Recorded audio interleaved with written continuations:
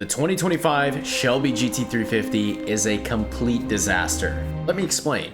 Straight off the rip, let's go ahead and watch Shelby American's release video, pretty much where they revealed the GT350 for the body style that just came out. I'm not going to say anything. Let's just go ahead and watch it and observe. Welcome to Willow Springs International Raceway in sunny Southern California, the very same track where Carroll Shelby and his hot rodders tested the original Shelby GT350 over 60 years ago. Today, we're here to show you the all-new Shelby GT350. From the mirror forward, you'll notice a fresh new design featuring an aluminum deep draw hood with functional vent for heat extraction. The upper, lower, and outboard grills are a traditional Shelby design, which are complemented by a new three-piece front splitter. In traditional Shelby fashion, the GT350 features over-the-top striping from front to back and Shelby badging. And as we move to the rear of the car, you'll notice the ducktail spoiler with optional pedestal wing. And as you leave your friends in the dust, they get to listen to the beautiful sounds coming from that Borla catback exhaust system. Now we can't forget about the supercharged V8 engine making those beautiful sounds. With a 3-liter Whipple supercharger, the GT350 makes 810 horsepower. Lowered by about an inch, the Shelby GT350 offers performance suspension and adjustable front and rear sway bars for superior handling. You can have confidence in every corner, riding on 20-inch aluminum flow-forged wheels wrapped in Michelin Pilot Sports. Not only will you enjoy every second driving the new Shelby GT350, but you can also appreciate the interior, featuring all leather seat recovers, embroidered floor mats, Shelby door sill plates, and if you get a manual, a short throw shifter and Shelby shifter ball. You'll also notice a serialized dash, serialized engine plaque, puddle lamps, and engine cap set. For more information on the new Shelby GT350, visit Shelby.com or visit your local Shelby Ford dealer.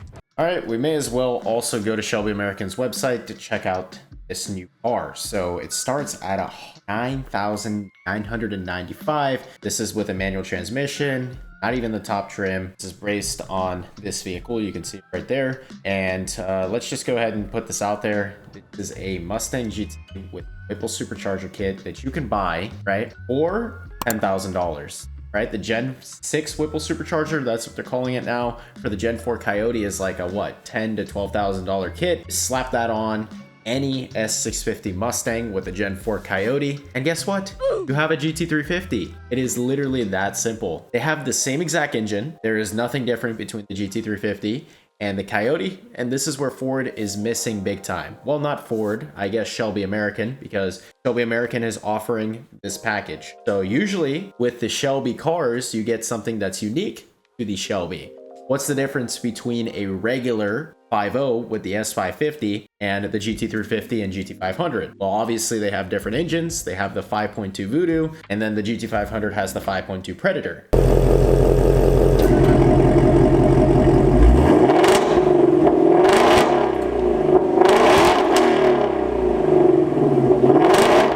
But once you take out this unique engine that revs up a lot higher, sounds freaking awesome. I mean, what does it have? Like a 9,000 RPM redline with some aftermarket tuning?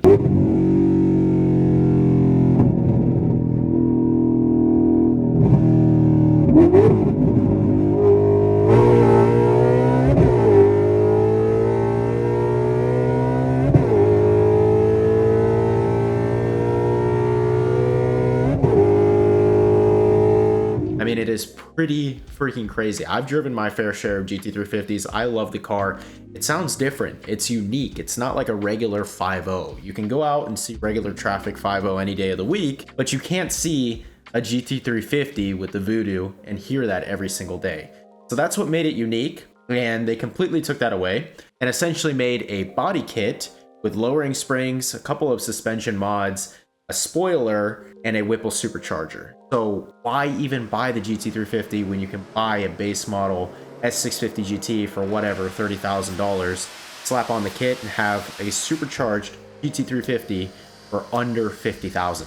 Like, can somebody make this make sense? Anyways, let's go ahead and look at these other pictures here. I mean, this is really, really disappointing. You can see it's listing out all the specifications. It's got a Borla exhaust. Wow, really justifies the price tag. All leather seats, and then features. Looks like they also released a cinematic video showing the GT350 in motion. I mean, besides the fact that it's pretty much a 5.0 with a Whipple, it looks pretty cool. I like the ducktail spoiler, but this also brings me to another point. What is the difference between this GT350 and the Super Snake that's like $160,000? Nothing. They're both Whipple blown. They both make like 800 to the crank. Obviously, they're going to advertise that. So what? High 600s, low 700s to the wheel. It's the same thing, right? So what's the difference between the Super Snake and this? They both have suspension mods. They both have Whipples. They both have stock motors.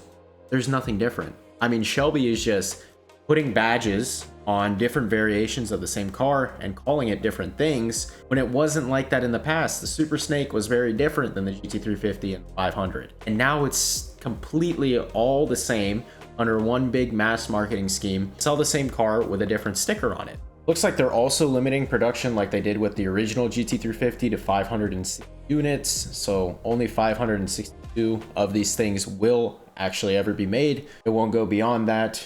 Looks like you have some cool low forged wheels that are lightweight.